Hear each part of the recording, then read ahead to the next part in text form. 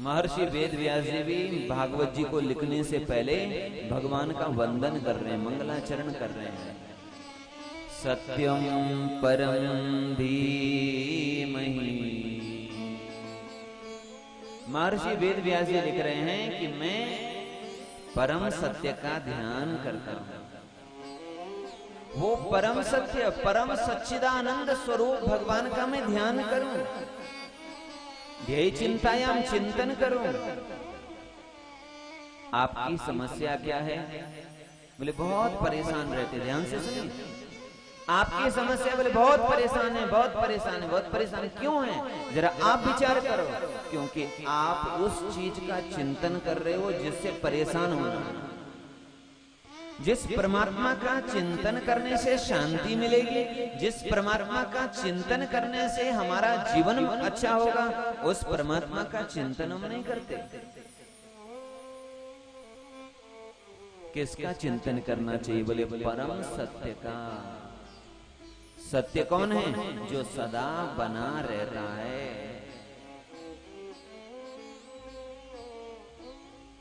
आज यदि दादाजी हैं तो दादाजी के दादाजी नहीं हैं,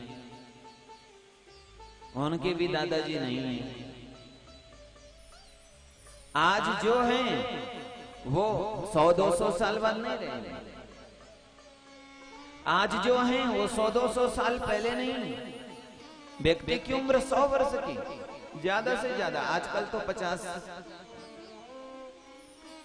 50 से कोई ऊपर चला जाए तो यह माना जाएगा कि हाँ बहुत अच्छी उम्र पाई है इन्होंने। व्यक्ति की उम्र या जीवों की उम्र अलग अलग है। मच्छर की अपनी उम्र है, पशुओं की अपनी उम्र है, मनुष्य की अपनी उम्र है। लेकिन एक समय के बाद वो नहीं रहेगा, उसका अस्तित्व नहीं रहेगा। न राजा रहेगी, न प्रजा रहेगी। आया है सुजाएगा राजा रंग फकीर। चाहे राजा हो, चाहे रंग हो, चाहे फकीर हो, सबको जाना है। लेकिन जरा देखिए, आपके गांव में जो मंदिर है, आपके जो जिन भगवान को आप मानते हैं, वो आपके दादाजी जब थे तब भी था। आपके दादाजी के दादाजी थे, वो तब भी भगवान वहां थे। उनके भी दादाजी जब थे वो तब भी थे। और आने वाली 100 नहीं 1000 पीढ़ी रहेगी तब भी भगवान रहेंगे। भगवान के अस्तित्व को कोई मिटा नहीं सकता। कोई मंदिरों को तोड़ सकता है, कोई मूर्तियों को तोड़ सकता है, लेकिन भगवान के अस्तित्व को कोई तोड़ नहीं सकता, कोई मिटा नहीं सकता। वो सदा है, वो नित्य है, और जो नित्य है उसका हमें चिंतन करना चाहिए। बोले कौन है वो? परम सत्य, सच्चिदानंद, जिसे हम ईश्वर कहते हैं, भगवान कहते हैं। बोले जिन्होंने ये सारा संसार बनाया है, जन्माद्यस्य यतः, जिसने ये संसार बनाया है, जो इस संसार को चला रहा है, समय आने पर इस संसार को भी जो नष्ट कर देता है, वही परमात्मा। तो महाराज, किसी ने वेद व्यास जी से पूछा, जरा उनका परिचय भी तो बताओ, उनका पता भी तो बताओ कि वो रहते कहाँ हैं। कोई कहते हैं 7 आसमान के ऊपर रहते हैं भगवान, कोई कहते हैं यहाँ रहते हैं, कोई कहते हैं वहां रहते हैं। आखिर भगवान है कहाँ? तो महर्षि वेद व्यास जी कहते हैं, अर्थेष्वन्वगा, वह परमात्मा सब जगह है, कण कण में है।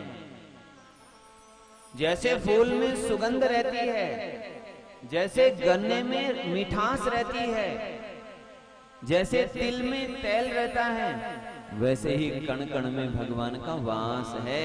ऐसी कोई जगह नहीं है जहां भगवान न हो।